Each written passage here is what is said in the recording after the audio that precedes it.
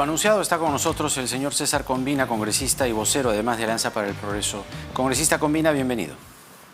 Buenas noches, Jaime, un gusto. Cuéntenos a ver qué interpretación tiene usted sobre esto que ha adelantado la bancada de Podemos Perú, que va a presentar una moción de censura contra la presidenta del Congreso y que harán el pedido si la señora Mirta Vázquez no responde a un oficio de varias bancadas que exigen contratar abogados especializados para defender la posición del Parlamento ante el TC. ¿Cuál es su posición?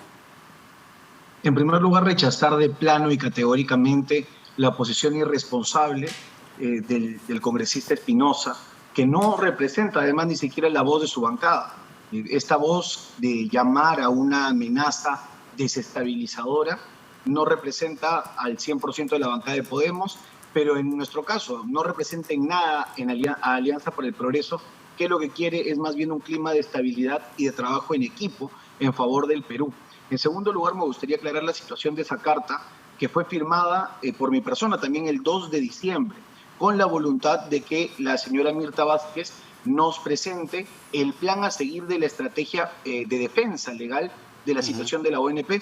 La señora Mirta Vázquez, la presidenta del Parlamento, inmediatamente nos reunió a los voceros y nos planteó que se van a cumplir los plazos, que va a haber una defensa impecable del proceso y, por tanto, y desde la bancada estamos muy seguros de que se van a cumplir los plazos y confiamos en la mesa directiva. Es por eso que rechazamos cualquier tipo de posición desestabilizadora que no busca ninguna respuesta para los peruanos, sino más bien un minuto de fama aprovechando un tema coyuntural para aprovechamiento político. Pero esto no se puede permitir. ¿Cuál debe ser para usted el tenor de esa respuesta? Se ha dicho ya que la ley de la ONP y la liberación de estos fondos es inconstitucional, lo determinará ciertamente el TC, pero varios ya anticipan esto que le digo porque estamos hablando de presupuestos y no pocos presupuestos, 16.000 millones de soles. ¿Qué piensa usted que debe responder el Congreso? En el Congreso nosotros tenemos claro que tenemos un mes para responder y que no importa responder el día de mañana, sino dentro del plazo. Esto ya lo han aclarado además el procurador y el equipo legal del Congreso de la República. Creemos que es justo esta situación, esta norma que hemos aprobado. Sin embargo, también sabemos que la palabra final y decisoria la tiene el Tribunal Constitucional y sobre ello nosotros vamos a respetar todo tipo de decisión del TC sobre este y otros casos.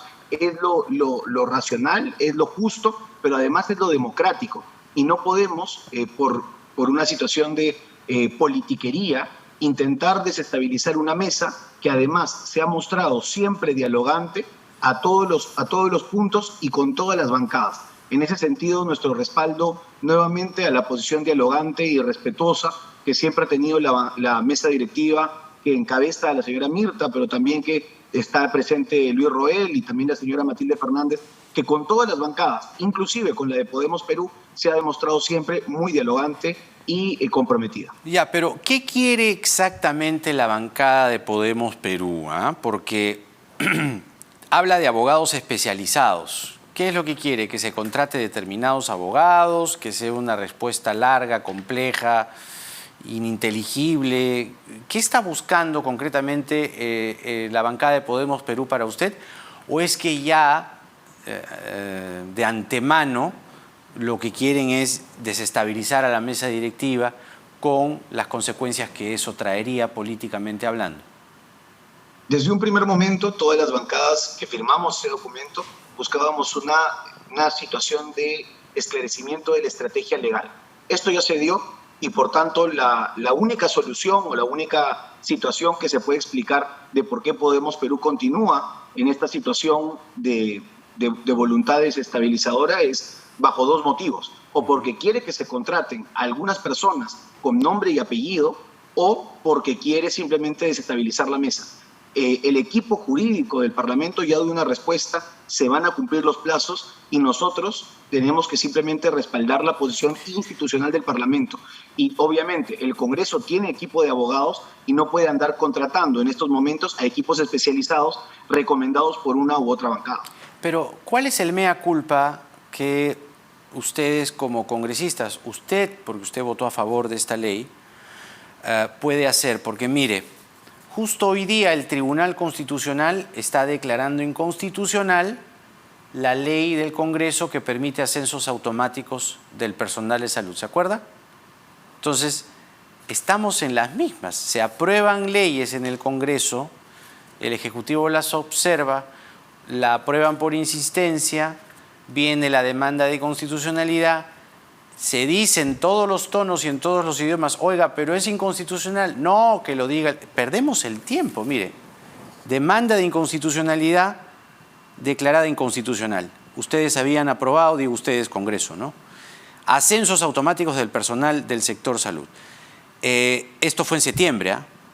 Lo que dicen es que el Parlamento, claro, asumía competencias que no le corresponden, las mismas que implican un gasto para el sector público, lo mismo que la ONP, es decir, esta demanda de inconstitucionalidad, dicha así inconstitucional, puede ser una clarinada, una anticipación de lo que va a pasar con la ley ONP. ¿Por qué perdemos el tiempo, señor Combina?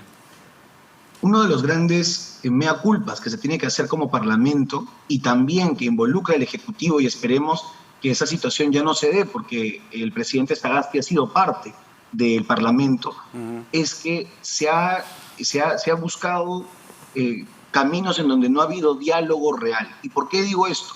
Porque, por ejemplo, una ley muy controvertida, en donde también se había anunciado una acción de inconstitucionalidad, que fue el caso del retiro de los exaportantes de la AFP, sí, en donde, por ejemplo, la Comisión de Economía tuvo un rol muy importante, y ahí estaba mi persona, habían otros congresistas que lo que abogábamos era por un diálogo y por un punto intermedio, sí logró un camino positivo. Mientras que las insistencias en donde ha habido un diálogo de sordos entre el Ejecutivo y Legislativo, al final han terminado, como tú dices, en inconstitucionalidades. Le tenemos que decir al Perú, en primer lugar, que el Parlamento debe respetar el proceso. No vamos a permitir que ninguna nueva ley de carácter económico sea aprobado sin pasar por las comisiones especializadas. No es que no hace tiempo se les dijo eso, por la Comisión de Economía. Muchas veces tiempo se les decía lo mismo. La Comisión de Economía. Esta ley, y además, esta ley de ascensos automáticos se les dijo, oiga, pero acá hay gasto público, no, vamos con todo. Y va a pasar lo mismo con la ONP, lamentablemente. ¿Y sabe cuál es el problema? Las demandas, ¿no? La ansiedad que se va a generar en la gente, porque van a decir, oiga, entonces el Congreso es bueno y el TC es malo, entonces generan esta colisión de la institucionalidad, desgastándola hasta lo más mínimo. Entonces, ¿cuál es el mea culpa o la autocorrección, la autorregulación, la preparación, estudiar mejor las leyes? Va a pasar lo mismo con la ONP, señor. Yo creo que ha sido parte de una forma de trabajo que no ha respondido a resolver los verdaderos problemas de la gente.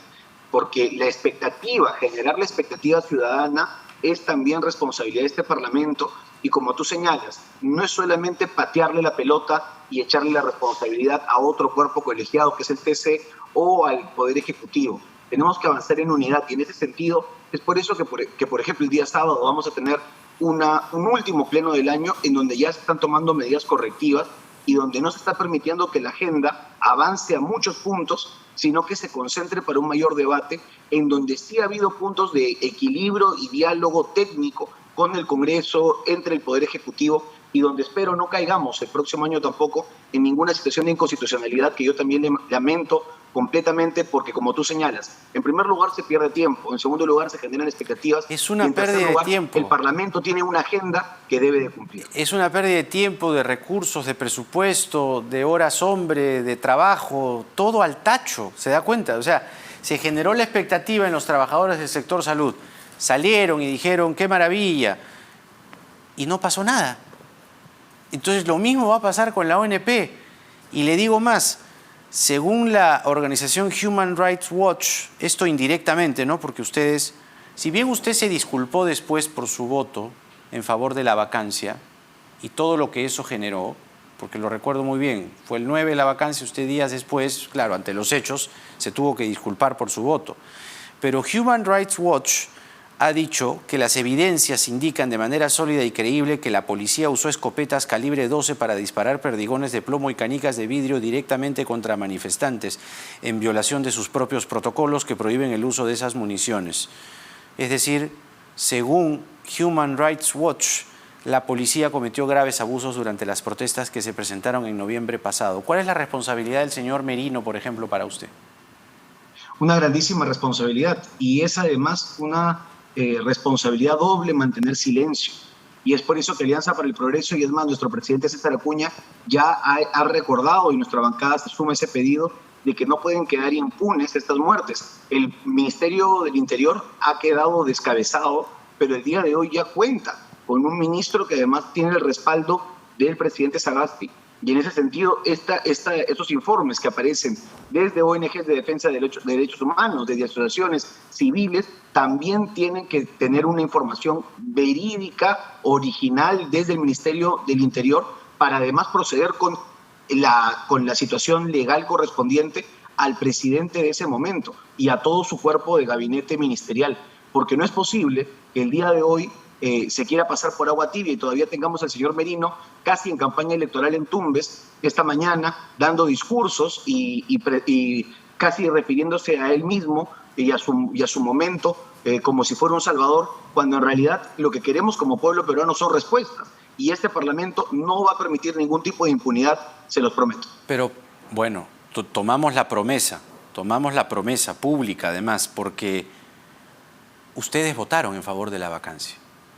Y no hablo de la vacancia per se, sino de todo lo que eso trajo como consecuencia. La gente salió a protestar, 2 muertos, la policía involucrada en estas muertes, porque la policía responde a órdenes del poder político, y en ese momento el poder político en los hechos eran el señor Merino, el señor Flores Arauz, el señor Gastón Rodríguez. Entonces, si el señor Merino sale campante, como usted bien dice, y no pasa nada, y nadie hace nada, y ustedes con mayor razón que votaron y con sus votos generaron, claro, nadie iba a ver el futuro, pero generaron este clima de inestabilidad, por lo menos se debería formar una comisión investigadora o qué. Es decir, ¿esto se va a quedar así nomás? Human Rights Watch no es cualquier cosa, es un observatorio internacional de derechos humanos con mucha influencia y además con un respaldo de muchos años en temas de derechos humanos. Y que Human Rights Watch diga que la policía cometió graves abusos durante las protestas, tiene que haber un responsable. Se debe conformar una comisión investigadora en el Congreso sobre esto. Definitivamente, Jaime, y esta ya ha sido una propuesta presentada también por otras bancadas. Creemos, además, de que no solamente tiene que quedar en una comisión investigadora, sino que tomar acciones concretas. Desde el inicio, y tú lo has recordado hace unos minutos, desde que asumí la vocería de Alianza para el Progreso, hemos tomado una situación de mea culpa pública, hemos pedido disculpas por lo generado, y además hemos tomado medidas en los hechos, que es lo más importante, garantizando la estabilidad, garantizando la elección de una nueva mesa directiva, comprometiéndonos a mantener la palabra en la situación del TC, en la situación de no participar como Alianza para el Progreso ni nadie que haya votado a favor de la vacancia en la mesa directiva. Y creo que ahora no podemos hacernos de la vista gorda como Parlamento. Las bancadas que entiendan que se puede haber cometido un error y que además busquen la verdad, no pueden quedarse de costado y permitir que la impunidad reine, porque creo que todos lo hemos visto. Yo recuerdo esa madrugada tan dura para todos los peruanos. Yo recuerdo haberlo visto con mi familia mientras que esto estaba ocurriendo en las calles del Perú y 2 personas estaban siendo asesinadas. No había rastros del presidente, no había rastros del ministro del Interior, nadie contestaba los teléfonos, y RPP también estuvo informando minuto a minuto del desgobierno que se mostraba. O sea, cuando ustedes ven eso, lo más probable es que haya habido una responsabilidad de mando. Cuando ustedes ven eso, o por lo menos usted ve eso, dice, la fregué, me equivoqué, ¿no? Ese para mí fue un momento en donde tomé una decisión personal, que comuniqué a mi partido también, en donde no podíamos esperar ni un minuto más para tomar acciones de un cambio frente a la decisión que habíamos tomado hace unos días. Entonces, ¿comisión investigadora sí o no? No entendí.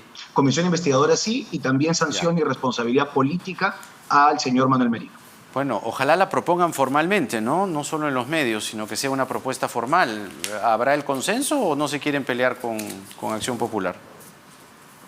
Yo creo que es una situación que va a ganar consenso, que debería además ganar consenso en tanto es una solicitud ciudadana y que también como Parlamento nos merecemos aclarar esas responsabilidades justamente para poder voltear la página y mirar hacia adelante. No solamente se debe pedir perdón, sino que se tienen que tomar acciones. Una última consulta, señor Combina, me va usted a disculpar, pero aprovechando su presencia.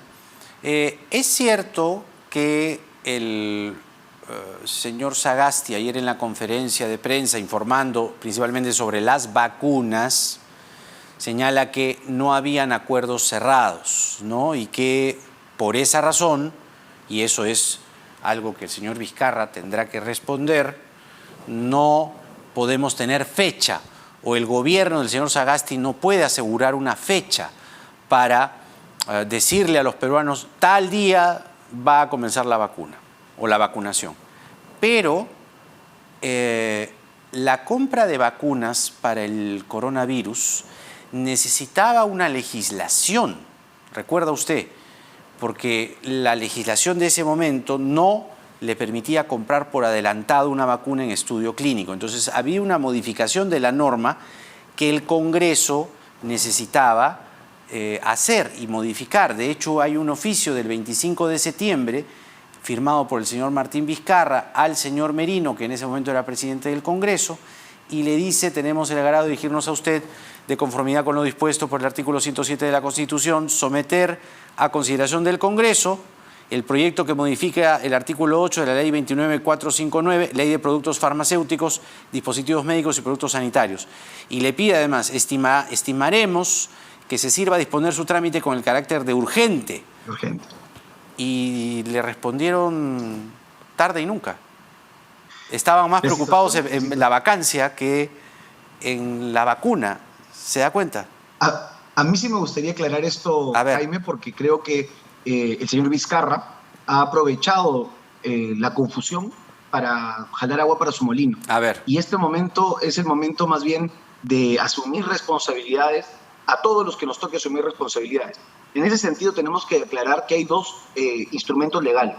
El primero es el que garantiza la compra, la negociación y la firma del contrato. Sí. O sea, la compra de la vacuna, la firma de la negociación y la firma del contrato, que es el decreto de urgencia 110-2020. Este decreto de urgencia, generado por el propio Poder Ejecutivo en septiembre de este año, da las responsabilidades a cada órgano competente para la negociación y la compra de las vacunas. En paralelo, se presenta un proyecto de ley que se termina en un dictamen de la Comisión de Salud para garantizar la implementación de esta compra.